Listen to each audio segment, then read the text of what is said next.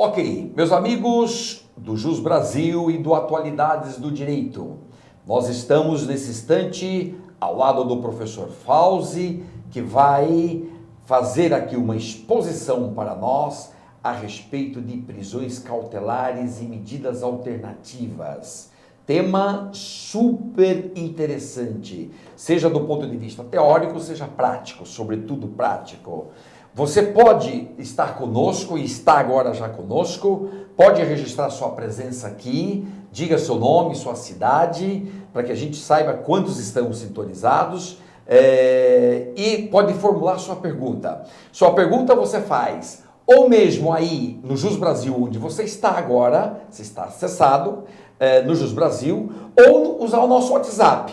O número do WhatsApp, Neto, o número do WhatsApp está disponível, é isso, né? Está abaixo da transmissão. Então, você usa ou o WhatsApp ou no próprio site do Jus Brasil. São as duas formas de fazer perguntas, registrar a tua presença, jogue a pedrinha no lago, ou seja, comunica para os seus amigos que nós estamos ao vivo neste instante aqui hoje, terça-feira, quinta-feira, 19, já 19 já é 19. De março, meu Deus, 19 de março, quinta-feira, vamos falar sobre prisões cautelares e medidas alternativas. Fauzi, tudo tranquilo então? Tudo tranquilo, Luiz, muito obrigado uma vez mais pelo convite, pela oportunidade de dialogar com você, com os amigos do site Jus Brasil, por todos os canais que estão disponíveis para que nós possamos conversar sobre esse tema, como já destacado por você, de profunda importância prática e teórica, que é o tema das prisões e liberdade e as medidas alternativas à prisão. Ok, legal, Fauzi, então, Neto, agora vamos já firme então entrar no ponto inicial, Neto, e dizendo ainda para todo mundo sobre perguntas, registrar a presença, ok, avante, vambora? Vamos que vamos?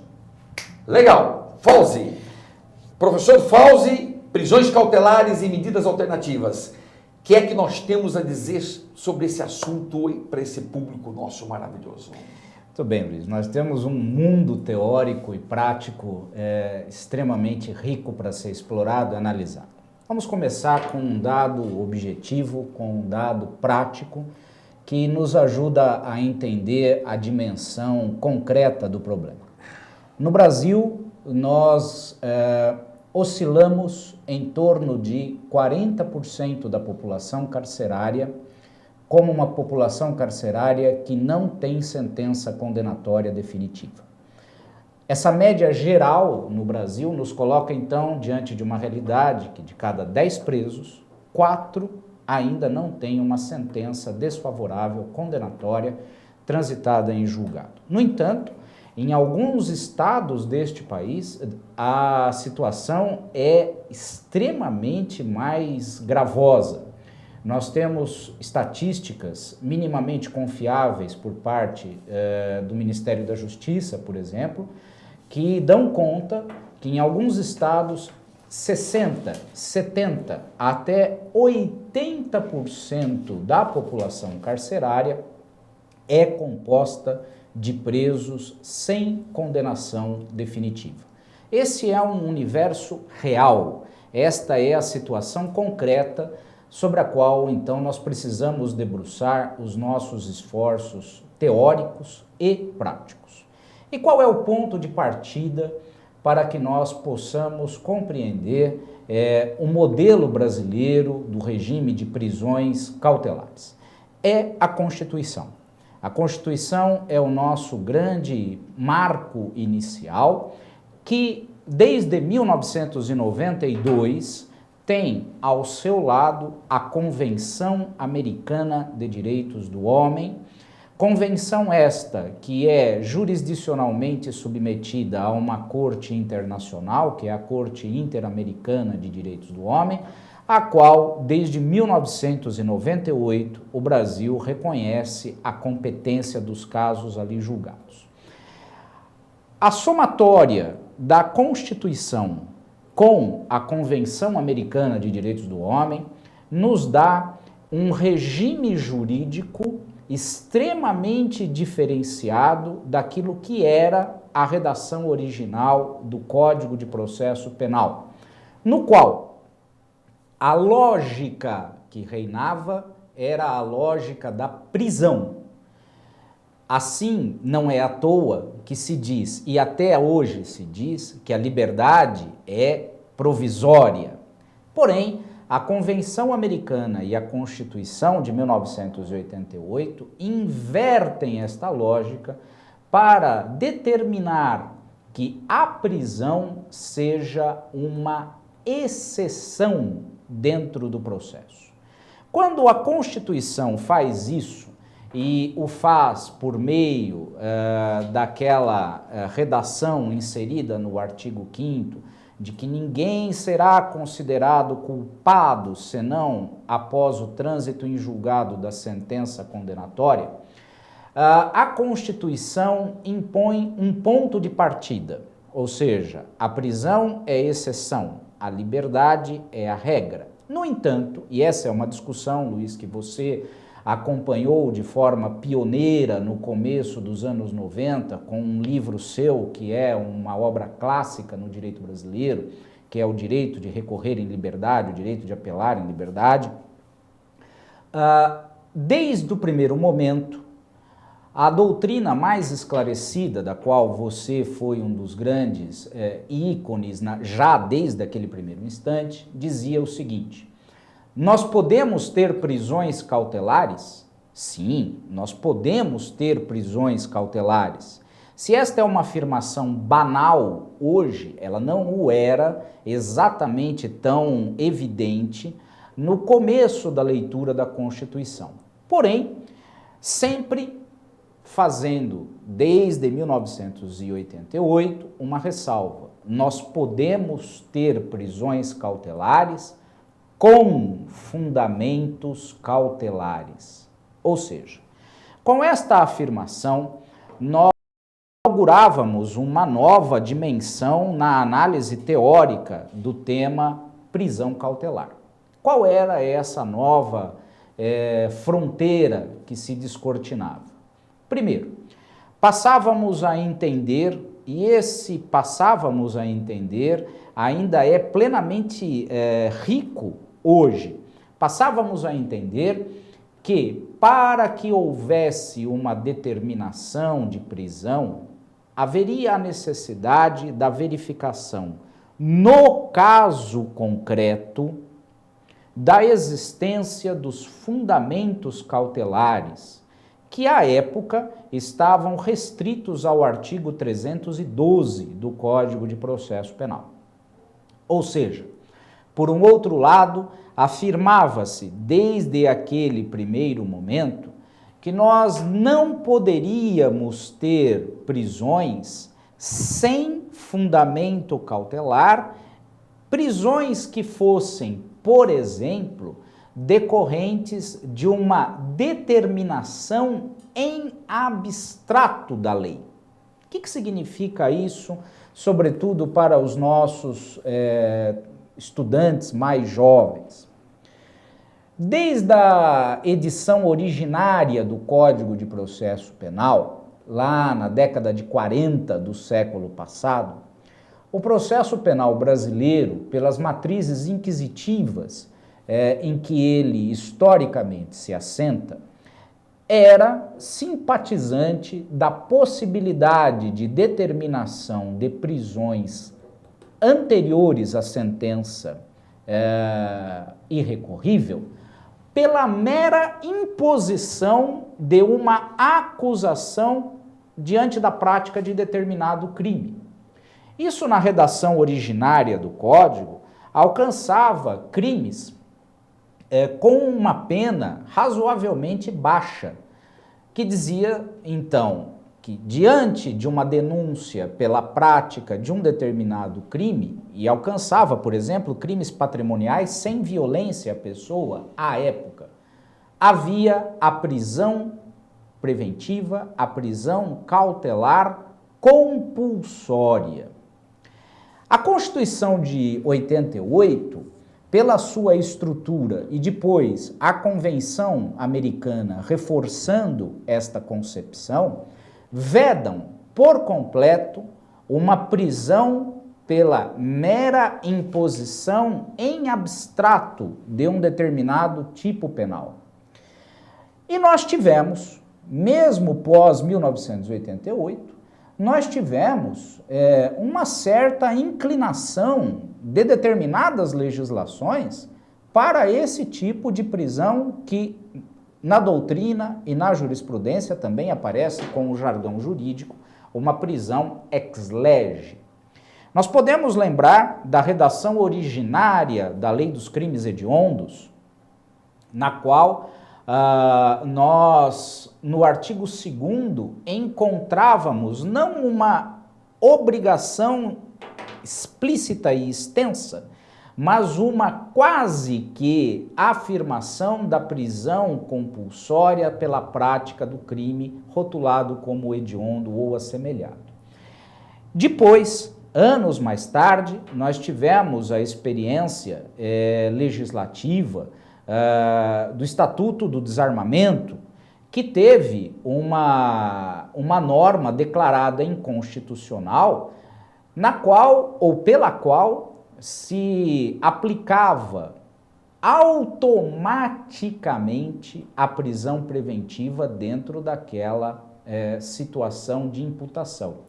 E a própria lei de drogas, ainda hoje em vigor, também tem um artigo que padece do mesmo problema, que nos leva a uma situação de automatização, de mecanização da prisão cautelar, que não é recepcionada e não é acolhida pela Constituição, muito menos pela Convenção Americana de Direitos do Homem.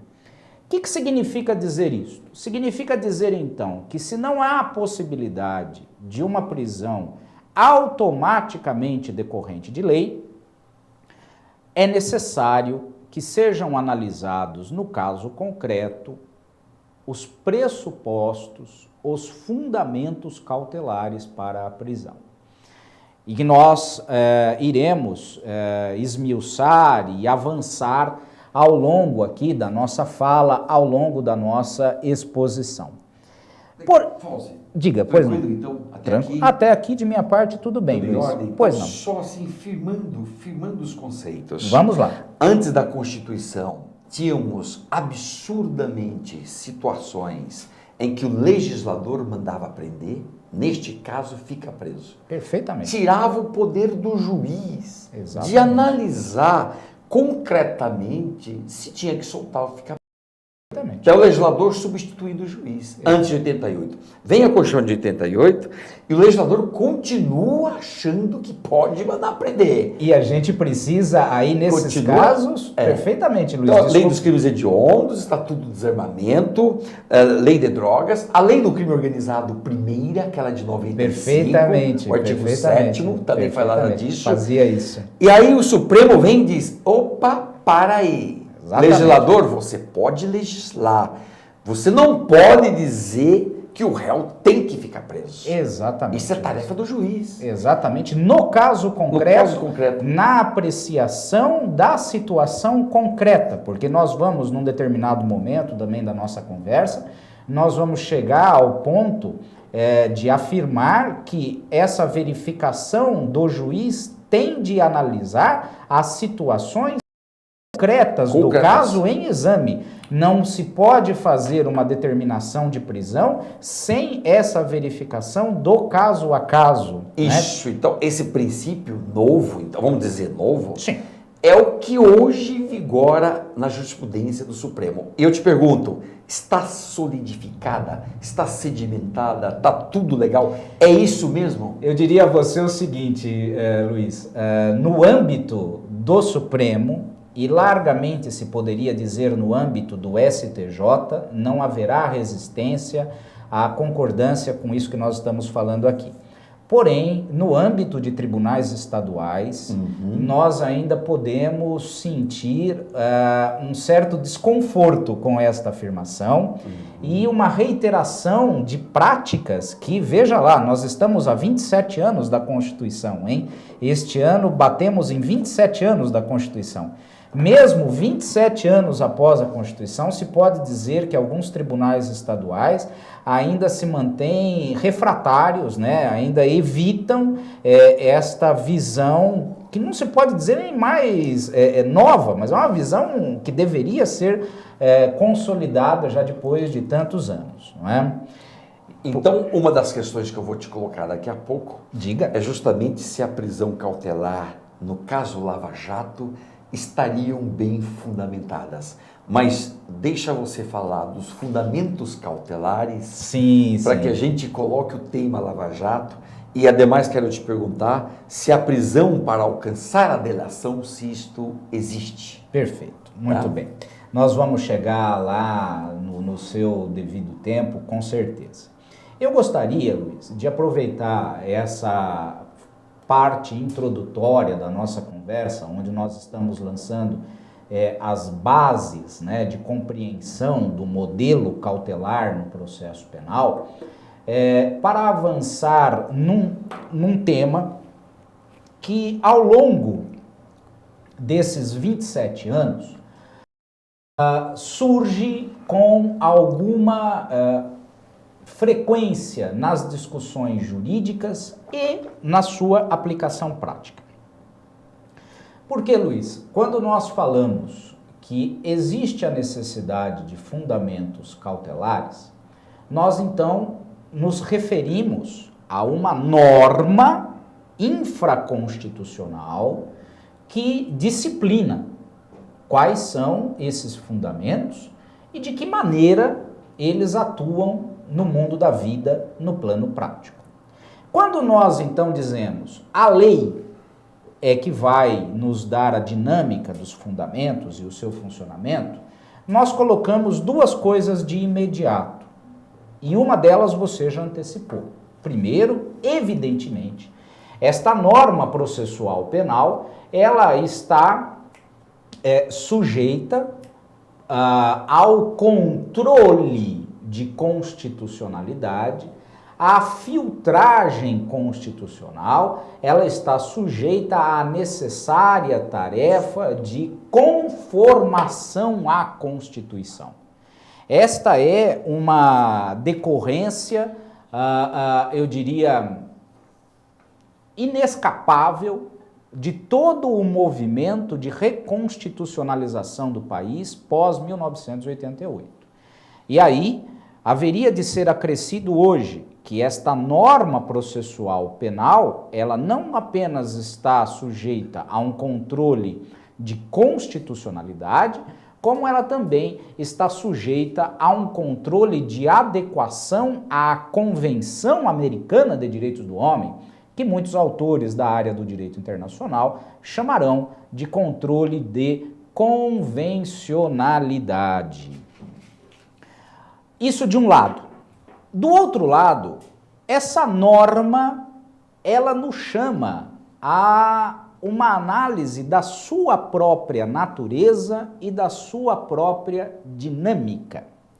E é neste aspecto, Luiz, que nós ainda, malgrado 27 anos depois da edição da Constituição, nós ainda temos muito a construir. Há autores que se dedicam a essa análise da norma processual penal no Estado de Direito, mas não são poucos, não são muitos, lamentavelmente, são poucos. E o que esta análise nos mostra? Esta análise nos mostra, de acordo, sobretudo, com aquilo que nós podemos extrair da dogmática mais atual, vinda do direito comparado e do direito internacional, nos mostra que a norma processual penal, ela tem uma face muito próxima à norma de direito penal material. Isso é muito antagônico àquilo que existe no direito brasileiro quando nós, por exemplo, vemos que a norma processual penal ela entra em vigor imediatamente, alcançando os processos já em andamento. Nesta nova leitura da norma processual penal, ela está banhada por uma ideia de anterioridade ao caso que vai ser julgado e que, por exemplo, não poderia ter a sua dinâmica afetada pela entrada em vigor da nova norma. Ou seja, as regras do jogo permanecem iguais do começo ao fim e as novas regras processuais elas só incidirão nos casos futuros ou em situações em que elas sejam menos gravosas à pessoa acusada. Veja a aproximação à norma de direito material. Mas também, e aqui é um ponto que eu quero destacar com bastante ênfase, essa leitura ou esta releitura da norma processual penal nos diz que a norma processual penal ela deve ser uma norma certa. Uma norma certa, evidentemente, não foge à crítica da dificuldade dentro de uma filosofia da linguagem, manusear o seu texto. Mas isto significa, a norma processual penal certa, significa que ela deve conter, com a maior minudência possível, o regramento sobre a matéria. E mais, no campo da prisão e liberdade, ela inviabiliza o chamado poder geral de cautela. E aqui é um tópico que eu quero chamar a atenção, quero destacar para vocês com bastante cuidado. Por quê? Vamos entrar nesse tema então agora? A hora que você quiser. Geral de cautela? A hora que você quiser. Isso, só enfatizar esse aspecto que você sublinhou da lex certa. Ou seja, também as leis processuais têm que ser muito rigorosamente certas, sobretudo quando cuida de prisão. Perfeitamente. Porque a norma que cuida de prisão é uma norma processual que tem reflexos penais imediatos. Perfeitamente. Imediatos. Perfeitamente. E, portanto, aquele rigor que nós exigimos para as normas penais quando descreve um crime, sim, é o mesmo rigor que tem que aparecer nas normas processuais que cuidam de liberdade e de perfeitamente, prisão, Luiz, perfeitamente. E essa é uma dificuldade muito grande que nós temos na análise no Brasil, porque a nossa grande literatura processual penal ainda não entrou a fundo nessa discussão. Nós temos autores que se dedicam a analisar o tema sob esse viés, porém, nós ainda não temos uma literatura consolidada a esse respeito. Por exemplo, nessa reconfiguração da norma, como eu dizia, a norma processual no tempo também sofre os seus reflexos. Nós não poderíamos, como diz o Código de Processo Penal da década de 40 do século passado, nós não poderíamos começar imediatamente a exigir uma norma processual penal assim que ela entra em vigor ou esgotada a sua vacácio, ou qualquer coisa do gênero. Não é? Se nós formos, por exemplo, a legislação portuguesa, nós vamos ver um tratamento muito mais adequado a esta matéria do que nós temos na legislação brasileira. E com a profusão de reformas parciais, segmentadas do processo penal que nós temos, esse não é um tema desimportante, ele tem reflexos práticos muito grandes. Basta que se lembre, dentre tantos outros, o aspecto do protesto por novo júri na reforma que entrou em vigor em 2008, quanto isso deu de discussão à época, né? Que hoje, aliás, o Supremo sedimentou o entendimento de que aquela proibição deste recurso acabou naquele instante mesmo. Perfeito. O Supremo foi rente ao Código de Processo Penal. Acabou. Né? O protesto por novo júri desapareceu. Perfeitamente. Desapareceu. Mesmo para os crimes anteriores, Perfeito. o Supremo não admitiu. Não admitiu. Não admitiu. Legal. Pois não, Luiz. Fausto, então, legal até aqui. Nós temos, para fechar esse primeiro bloco, uma última questão. Temos 5 minutos. Pois não. Mas nessa questão fantástica que você pôs. O juiz criminal tem um poder geral de cautela? Exatamente. Ou não tem? Não, ele não tem. tem. Sim ou não? Não, ele não tem o poder geral de cautela e ele não tem o poder geral de cautela pela natureza da norma processual penal, da maneira como nós expusemos até agora. Então, não é possível que o juiz penal crie medidas penais atípicas, medidas processuais penais atípicas no campo do tema da prisão e liberdade, né? Impondo condições não existentes em lei, criando modalidade de prisão sem previsão legal, prisão cautelar. Não, a prisão decorrente de sentença condenatória, isto é um outro cenário, mas desta prisão cautelar. Agora, Luiz, eu gostaria de enfatizar e de acrescer porque nós encontramos ainda uma certa simpatia a admissão do poder geral de cautela. Isto advém de uma leitura que se construiu entre nós a partir da chamada teoria geral do processo.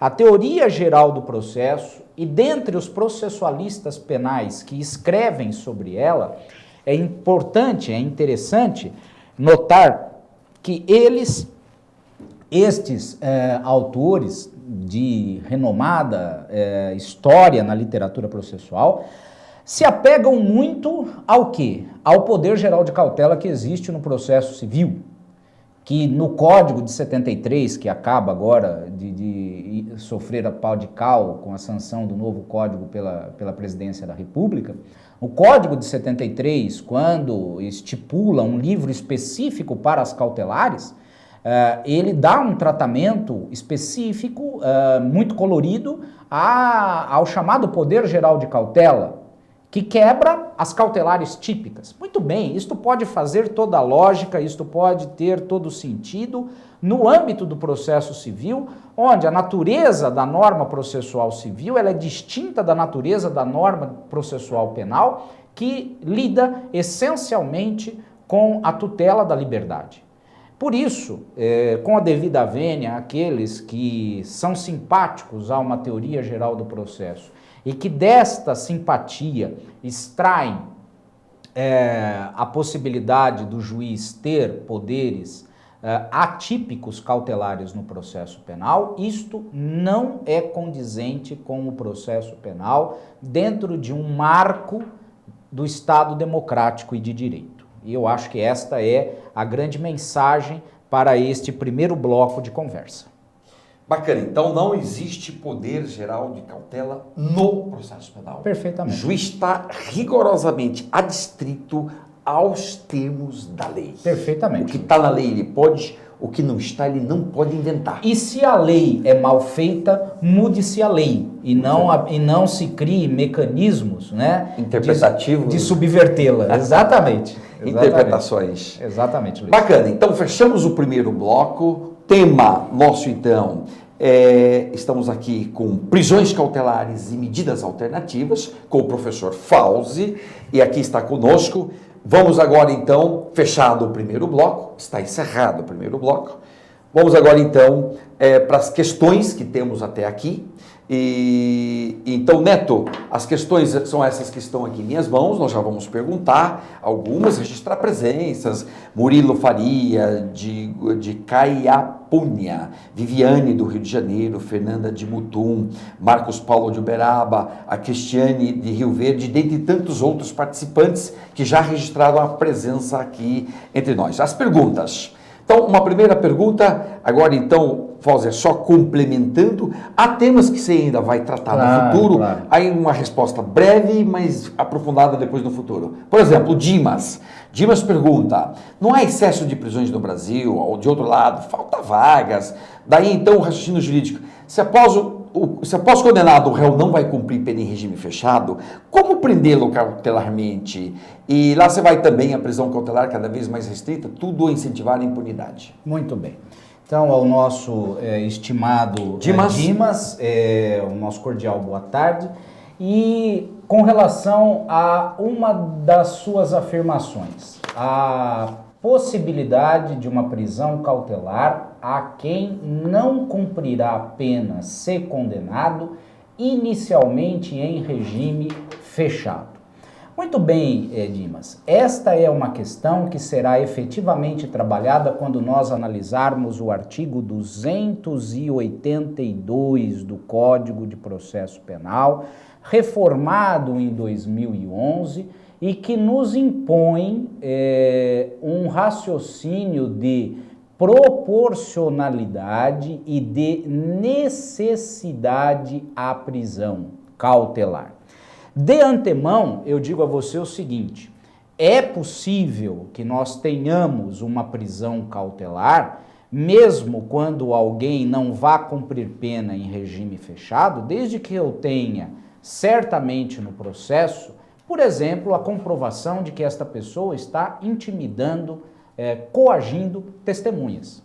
Esta é uma situação que, se estiver concretizada nos autos, autorizará uma prisão cautelar, mesmo que o regime inicial de cumprimento de pena não seja o regime fechado. E nós temos situações recorrentes desta possibilidade, sobretudo quando nós analisamos a Lei Maria da Penha, para a qual nós vamos ter, dentro de determinadas situações, a incidência de prisões cautelares, mas que remeterão apenas à pena concreta, que muitas vezes não se dá em regime fechado.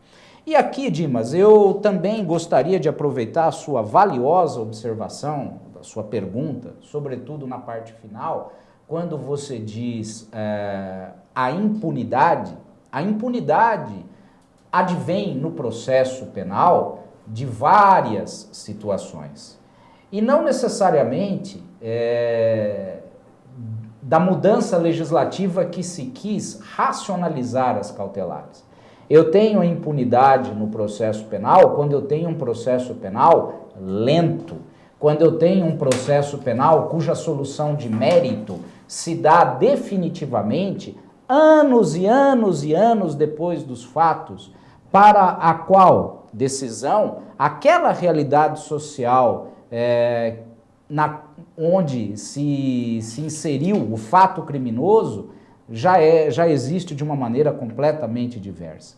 O que deve punir é a norma penal material na sentença condenatória. Prisão cautelar não serve para punir, senão ela perde a sua natureza cautelar. Isso, Fauzi, então nós estamos aqui. Você que está acompanhando aqui nossa transmissão do Jus Brasil e do Atualidades do Direito, pode enviar seus comentários e no final da transmissão nós estamos vendo seus comentários. Estamos com o professor Fauzi nesse instante, falando de prisões cautelares e medidas alternativas. Este é o primeiro bloco. Já nós vamos entrar no segundo bloco, a exposição do professor. Você vai formulando suas perguntas. Ele já cuidou de vários temas super relevantes, como a lei não pode determinar prisões preventivas, quem tem esse poder é o juiz, o juiz criminal não tem poder cautelar geral. Tudo isso, então, já foi explicado no primeiro bloco. Vem agora ao segundo bloco e você vai estar participando com a gente. Está aí o número do WhatsApp, você pode usar o WhatsApp para formular a sua intervenção, ou também via Jus Brasil, também você pode perguntar para todos nós aqui via Jus Brasil. Pois bem, temos mais uma pergunta para que a gente entre já no segundo bloco. Vamos já. A pergunta é de Germano Marini. É o seguinte: o 312 tem que fundamentar a prisão, a conversão do flagrante em preventiva. Também tem que ser fundamentado. Perfeitamente. E 2, e se for afiançável o crime? Muito bem, o fato de ser afiançável não elimina a necessidade de ou a autoridade policial, quando da lavratura do flagrante, nos casos em que é cabível à autoridade a concessão da fiança, ou ao juiz, em ambas as situações, o despacho que concede a fiança também precisa ter a sua devida fundamentação. A fundamentação é um elemento essencial na lógica das cautelares no Estado de Direito. Não é possível a determinação de uma prisão, a conversão do flagrante numa prisão preventiva, a imposição de uma medida alternativa à prisão cautelar. Não é possível que a soltura de uma pessoa, não é possível que nada disso aconteça sem que a garantia da motivação da decisão seja estritamente obedecida. E a motivação da decisão, que é um item específico dentro da nossa conversa, num futuro muito próximo, a motivação da decisão é um dos tópicos práticos mais problemáticos, porque motivação da decisão não significa estritamente reproduzir o texto legal, como era muito comum. Não é possível fazer a determinação da prisão repetindo a literalidade da lei. Isto não é motivar. E, inclusive, o Supremo Tribunal Federal tem uma visão extremamente dura contra esse tipo de, vamos dizer assim, de comodismo judicial. Ok. Professor Fauzi, aqui também existe um aspecto, mas é penal, um policial militar que é preso com a arma do colega. Mas o policial, por força de lei, tem o porte de arma. Ele pode estar com a arma, mas está cometendo uma infração administrativa. Isso se dá num outro contexto. Outro contexto. Pois bem, meus amigos, as perguntas podem continuar fazendo, você está aí, nós estamos aqui com o professor Fauzi, falando de prisões cautelares e medidas alternativas. Vamos iniciar, dentro de instantes, o nosso segundo bloco. E para abordar neste segundo bloco outros temas fantásticos que vocês então vão estar acompanhando aqui com a gente, sempre sobre prisões cautelares e medidas alternativas. Pois bem, vamos para o segundo bloco, técnica. Bora para o segundo bloco?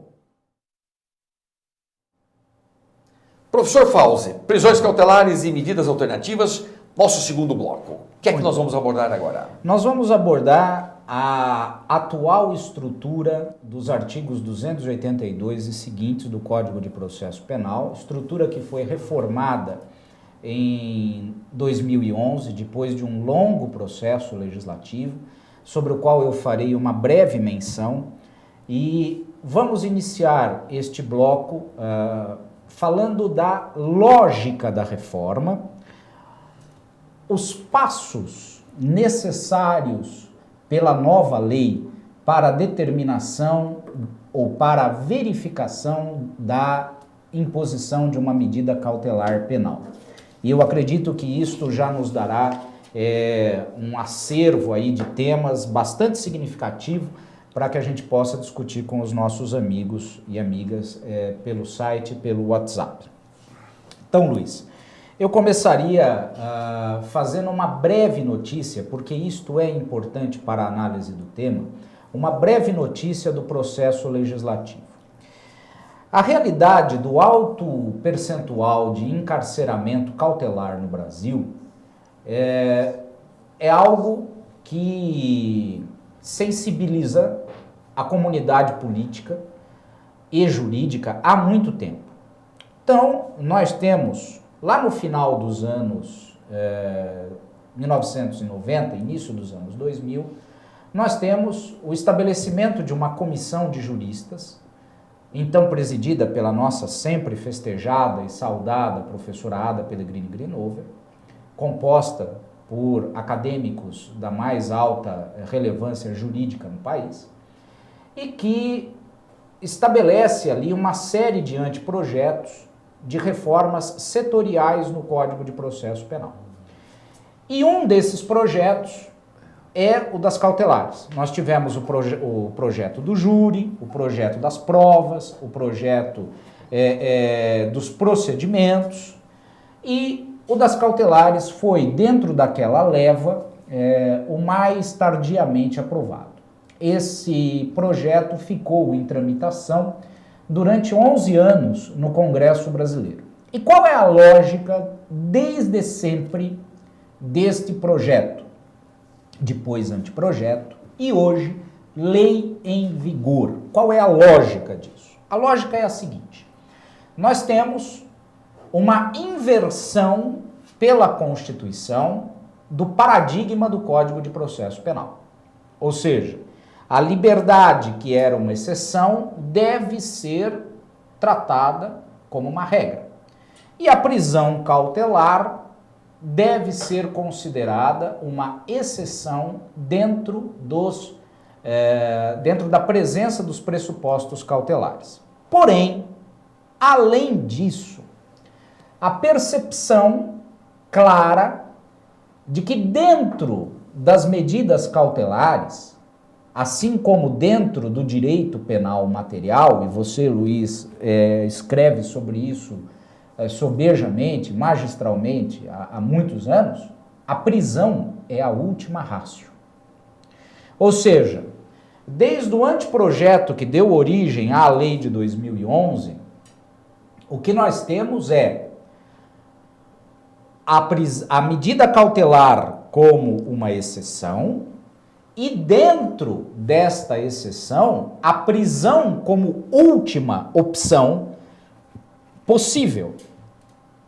Por isso, o anteprojeto já previa, como de fato acabou sendo estabelecido no atual artigo 319, um leque de medidas que, e agora vai começar aqui um pouquinho de uma nomenclatura um tanto mais didática do que aquilo que nós temos no Código.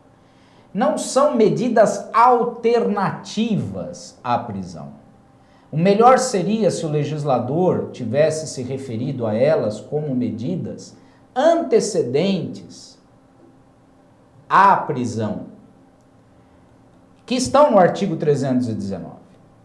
Porque são medidas que, para serem atuadas, elas terão uma precedência em relação à prisão, a não ser que, de plano, elas já se mostrem insuficientes. Mas isso é uma coisa extremamente importante. Entender que as medidas do 319 são logicamente precedentes à constrição da liberdade. Então vamos lá. Na lógica do projeto, do processo legislativo e da lei reformada, o que é que nós temos? Nós temos no campo da prisão cautelar ou da medida cautelar a necessidade de verificar se deve uma medida ser imposta. Se deve uma medida ser imposta, qual será esta medida? Das menos gravosas à mais gravosa. Então, Luiz, ao lado disso vem aí uma segunda observação de caráter técnico que eu já adianto. É a maneira como a lei concebeu o modelo cautelar e que, lamentavelmente, ainda 3 anos depois, pouco mais disso, de vigência da lei, ainda não é atuado na prática com a devida visibilidade.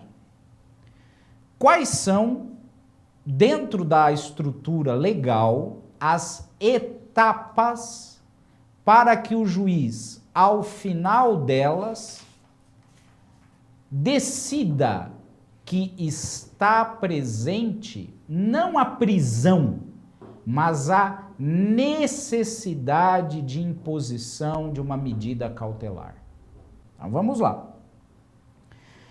É a conjugação de 3 artigos de lei que nos dá esse itinerário. Em primeiro lugar, o artigo 312, com os fundamentos cautelares. Depois, o 313, com as hipóteses de cabimento. Depois, o artigo 282, incisos 1 e 2 do Código de Processo Penal, que nos manda, desde 2011, de uma maneira explícita, que se faça uma verificação de necessidade, adequação e proporcionalidade desta medida. Isso é, de fato, esse artigo 282, ele é, de fato, uma inovação na legislação brasileira, que não surte ainda, e nós vamos ver por que não surte, todos os efeitos desejados. Porém, é um acréscimo positivo, no meu modesto sentir, a uma estrutura cautelar que vinha extremamente defasada. Isto foi o que a lei mudou. A lei mudou este itinerário, acrescendo normas ao artigo 313 e modificando completamente o artigo 282. Isso na prática, como foi funcionar, Fauzi? Isso na prática, Luiz... Como é que está funcionando? E aqui, Luiz, assim, com a amizade que nos une há tantos anos, né? Já acompanhamos juntos tantas discussões jurídicas, então nós temos aqui a liberdade que a amizade nos dá. Nós sabemos que tudo permanece na base do 312 do Código de Processo Penal. E dentro do 312, Luiz, vamos ser sinceros, tudo se resume essencialmente à ordem pública. Garantia da ordem pública. Com certeza. E o que é ordem pública? A ordem pública, eu quando escrevi e publiquei um dos primeiros artigos jurídicos na vida, lá pelos idos de 1991, havia um refrigerante na época que fazia uma propaganda dizendo tal refrigerante, e o slogan era: tal refrigerante é isso aí. Porque todo mundo que batia os olhos no refrigerante, né, sabia, embora ninguém conhecesse o conteúdo daquilo, como aliás ninguém conhece até hoje o conteúdo daquele refrigerante, pelo menos não nós os consumidores normais, mas todo mundo sabia que batendo o olho naquele refrigerante, tal refrigerante é isso aí. Garantia da ordem pública é isso aí. Garantia da ordem pública, nós vamos nos debruçar num momento específico, vamos inclusive fazer uma análise de alguns acórdãos, imaginem, alguns acórdãos do Supremo que tentam definir o que é ordem pública. Nós temos de 2008 para cá, principalmente depois daquele movimento jurídico no Supremo que contestou a constitucionalidade da Lei dos Crimes Hediondos, nós temos um acórdão de 2008 do ministro Gilmar Mendes, nós temos acórdãos de 2010 e 2011 do então ministro Aires Brito, da ministra então Ellen Grace, que procuraram definir o que é ordem pública. Nós vamos trabalhar esses acórdãos literalmente aqui com os nossos telespectadores na sequência das nossas conversas. Lamentavelmente, por mais... E olha que o ministro Aires Brito, e vou dizer isso com toda admiração por ele, é um poeta. Nós sabemos que o ministro Aires Brito tem uma verve poética muito grande. Nem o ministro Aires Brito, com toda a sua verve poética, foi capaz de definir o que é ordem pública, embora tenha tentado. E ordem pública é um fundamento raríssimo de ser encontrado no direito comparado contemporâneo.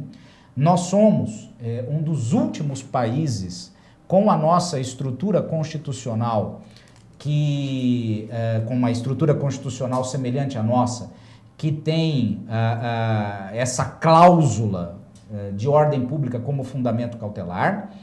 E o fato é que se nós formos fazer uma análise empírica das determinações de prisão cautelar, e aqui falarei eu com a minha vivência de 26 anos de Ministério Público quase, o meu tempo de estrada nessa parte, de cada 10 decisões determinando uma prisão cautelar, 9,98% delas terão a ordem pública como fundamento, se não como fundamento exclusivo, um fundamento adicional a qualquer outra coisa. E nós sabemos que é um conceito aberto, abertíssimo, Totalmente. né? Que acaba gerando... Mas tudo isso nós estamos trabalhando, Fauzi, pensando nas coisas concretas, né? Perfeitamente. Então as prisões da Lava Jato estão... Que implicações tem? Não que a sua resposta seja agora exaustiva, mas converíamos ir trabalhando uns casos concretos, como esse famoso prisões da Lava Jato, estariam nesta linha de ordem pública? Pois é, Luiz, eu lhe digo com toda a honestidade que não analisei nenhuma destas decisões literalmente. Soube, por meio dos jornais, que algumas delas poderiam ter vindo como incentivo a que, uma vez preso, a pessoa pudesse, então, oferecer a sua delação premiada, não é? Me parece, Luiz, falando em abstrato, reiterando que, no caso concreto, eu careço de informações individualizadas, o emprego da ordem pública, pela sua absoluta ausência de conceituação, pode ser utilizado da maneira como qualquer julgador desejar.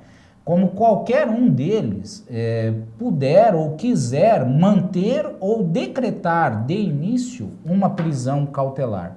Então, seria muito preocupante, a partir das informações de jornal que eu disponho, que com base em todas as informações, inclusive bloqueio de dinheiro no exterior, o que nos dá indícios concretos de frustração da lei penal ou de possibilidade de turvar a instrução criminal, eu ficaria muito preocupado se a ordem pública fosse empregada isoladamente ou como elemento essencial de qualquer decisão aí. Embora a gente precise reconhecer, Luiz, e isso volta a uma observação sua de minutos atrás, que o Supremo Tribunal Federal ainda não se debruçou de frente quanto à constitucionalidade, adequação constitucional da ordem pública como fundamento cautelar.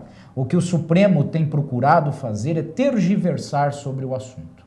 Porque no momento em que o Supremo se deparar de frente com essa situação e resolver analisá-la à luz da Constituição, eu imagino que o Supremo terá muita dificuldade em afirmar que esse fundamento é condizente com a Constituição da República. Tem um sério temor quanto a isso. Aqui, só uma observação para que o nosso aqui telespectador recorde. Houve um famoso arquiteto grego, Arquimedes, e Arquimedes disse o seguinte: me dê um ponto de apoio e eu apoio nele o universo. Que ele falava exatamente, se eu te dou um ponto de apoio, tudo que eu te coloco aqui, ele sustenta o universo. A ordem pública é o ponto de Arquimedes das prisões cautelares no Brasil. Perfeitamente, belíssima imagem. Sobre ele, belíssima tudo se imagem. apoia. Belíssima imagem. E, Luiz, vai fazer parte aqui da nossa discussão. Eu gostaria de acrescentar a essa fundamentação, a esse aspecto da fundamentação, uma característica muito específica do direito brasileiro e que não foi objeto da reforma em 2011. A absoluta fungibilidade dos argumentos para a fundamentação cautelar. Se nós formos a ordenamentos muito mais consistentes nesse assunto, nós vamos ver que, uma vez presa uma pessoa por um determinado fundamento cautelar, se aquele fundamento cautelar não restou demonstrado, a pessoa precisa ser solta. Muitas vezes entre nós o que existe não se demonstrou aquele, mas o tribunal reconhece um outro qualquer ao seu talante e mantém a prisão, muitas vezes, por fundamento diverso daquele que ensejou a prisão em primeiro grau, ou dá um colorido jurídico diferente daquele. O juiz diz, é ordem pública. Com o HC se vai ao tribunal. O tribunal diz, não, ordem pública não é, porém isso daqui é garantia da instrução criminal, então mantém-se a prisão. Digamos assim, essa flexibilidade, esta maleabilidade dos fundamentos é uma característica muito própria do nosso modelo jurídico e que não foi objeto da reforma em 2011. Como também não foi, e aí me permita chegar um passo adiante para a gente poder fornecer outros temas aos nossos amigos e amigas que estão acompanhando aqui a fala, como não foi objeto de qualquer preocupação da reforma, dois outros aspectos que são extremamente relevantes. Primeiro, a reforma não mudou a procedimentalização do juízo de determinação de uma medida cautelar. O que é isso? Nós fazíamos no código original, na sua redação original, uma determinação cautelar por escrito. Com uma determinação por escrito, com uma postulação por escrito, com uma defesa ou uma contestação, entre aspas, à determinação por escrito, e salvo situações muito episódicas, em que nós tínhamos a determinação de uma prisão em audiência, quando as coisas se davam de maneira oral, a procedimentalização era e continua sendo por escrito. Aqui, Luiz, reside um dos grandes problemas de compatibilidade, sobretudo do modelo cautelar brasileiro, à Convenção Americana de Direitos do Homem. E veja só que coisa. Ao escrever um dos meus livros, que é o Código de Processo Penal Comentado, que hoje está na sua 6ª edição, eu havia identificado a necessidade de que isto se desse em audiência. E para a minha absoluta satisfação de pesquisador jurídico, ou de um estudante de direito com alguns anos a mais de estrada, eu pude verificar que Frederico Marques, quando escreveu o anteprojeto de reforma do Código de Processo Penal no início da década de 70 do século passado, na sua redação original, Frederico Marques, e felizmente o grande Frederico Marques, não precisa ser o pequeno Fauzi, o grande Frederico Marques, já antevia a necessidade de que a prisão cautelar fosse determinada em audiência. Havia uma regra explícita no seu anteprojeto e depois no projeto, que daí nasceu, sobre este assunto. Então, este é um dado, Luiz, que a reforma de 2011 não cuidou. E nós vamos ver o quanto isto é problemático hoje, sobretudo num tema que ganha extrema relevância prática aqui em São Paulo, que é a audiência de custódia. Aliás, a pergunta que já veio aqui nesse sentido. Então vamos lá. Vamos aproveitar. Vamos lá. Audiência de custódia que já está em fase experimental no Fórum Criminal aqui de São Paulo, desde o mês de fevereiro, desde passado fevereiro, e que então poderia essa audiência de custódia ser uma audiência válida para todas as situações e não somente o réu preso em flagrante. Seria essa a ideia? Sim, a ideia é exatamente essa, Luiz, que toda determinação cautelar devesse acontecer a partir de uma estrutura de oralidade. A audiência de custódia, ela vem em atendimento a uma determinação da Convenção Americana de Direitos do Homem, que nunca foi observado no direito brasileiro, desde 1992. O Brasil já foi censurado sobre isso, num caso levado à Corte Interamericana em 1992, numa época em que o Brasil ainda não assumia a sua condição de signatário da competência da Corte, o que só aconteceu em 98. A Convenção Americana, interpretada pela Corte Interamericana, em inúmeros casos, diz que a mera comunicação por escrito, como é o caso do nosso flagrante, não substitui a obrigatoriedade dada pela Convenção da apresentação do preso em juízo imediatamente depois da sua prisão. E, no entanto, nós temos uma resistência muito significativa a esta situação, que foi disciplinada entre nós por um provimento do Tribunal de Justiça de São Paulo. Isso digo para os amigos e as amigas que estão em outros estados da federação e que eventualmente não conhecem os meandros desta situação.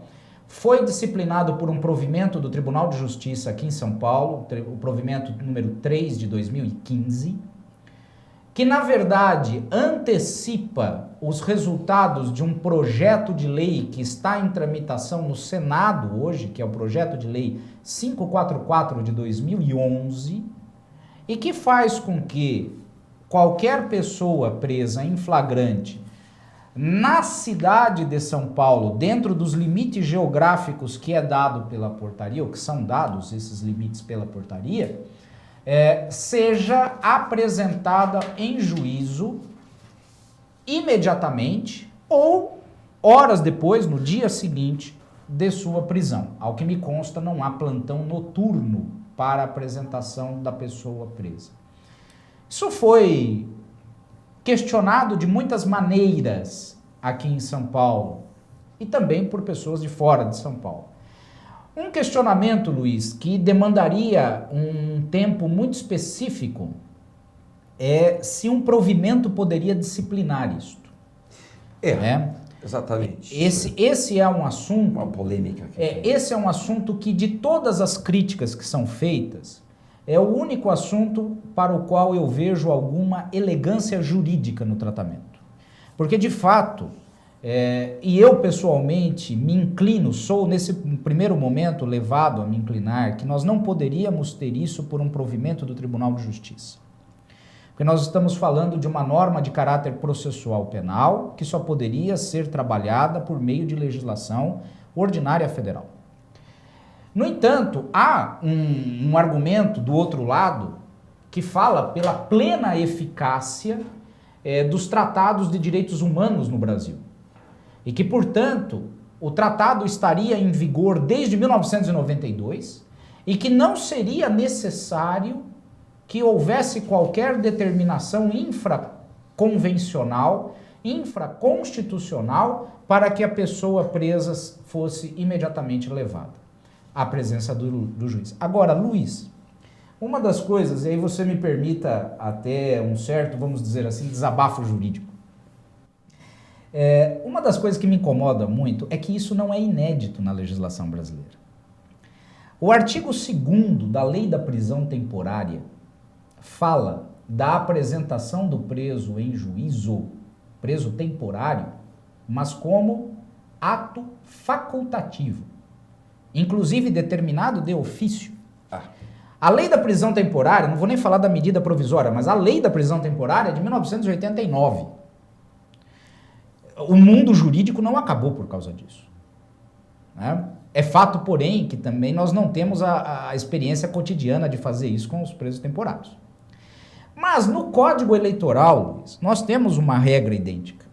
O artigo 236 do Código Eleitoral disciplina a mesma matéria para prisões que aconteçam 48 horas antes das eleições e no dia da eleição.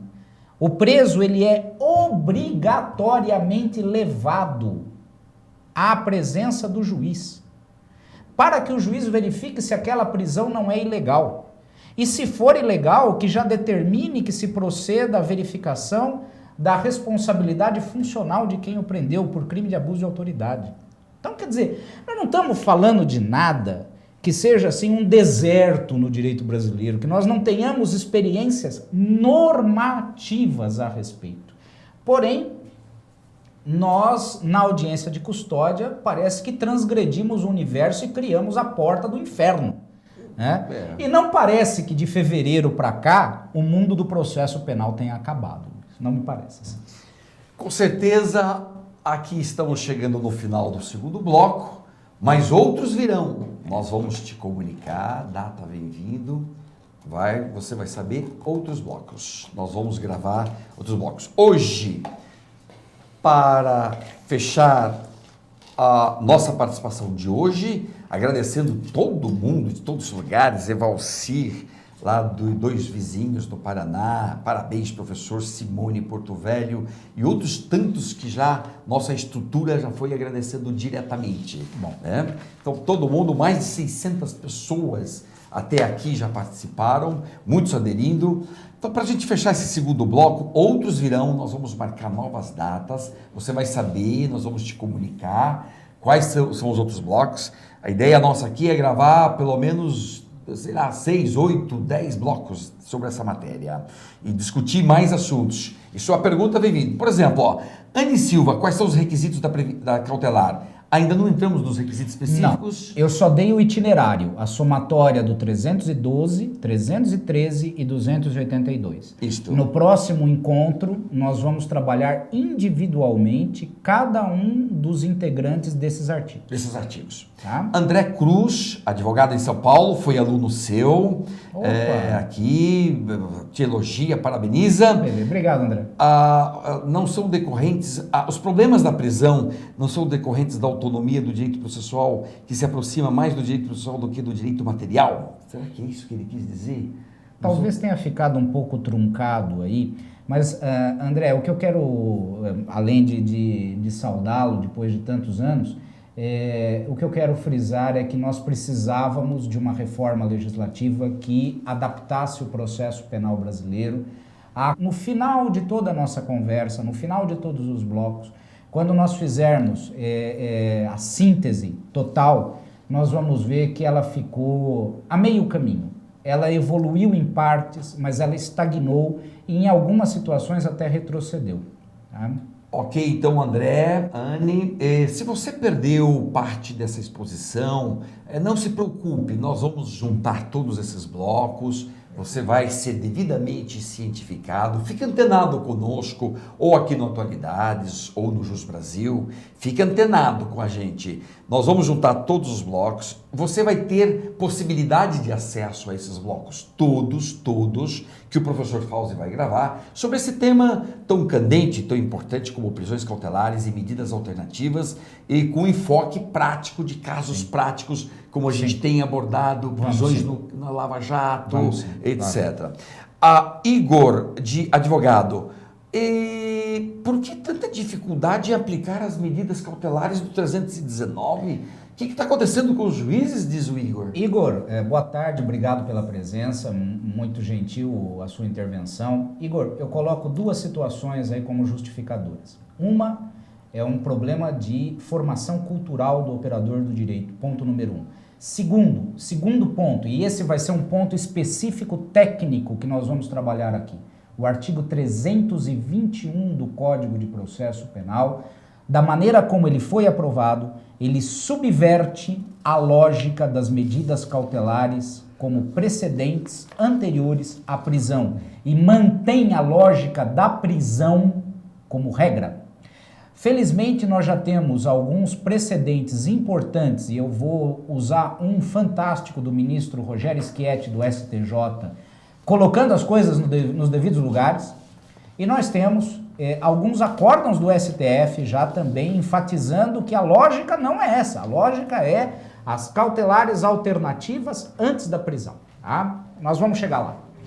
Lucas, precisa mesmo de uma reforma do Código de Processo? Imperiosa. Nós somos o último país da América Latina a não reformar o nosso Código de Processo Penal, que se apresenta normativa e culturalmente atrelada a um modelo jurídico e político totalmente defasados.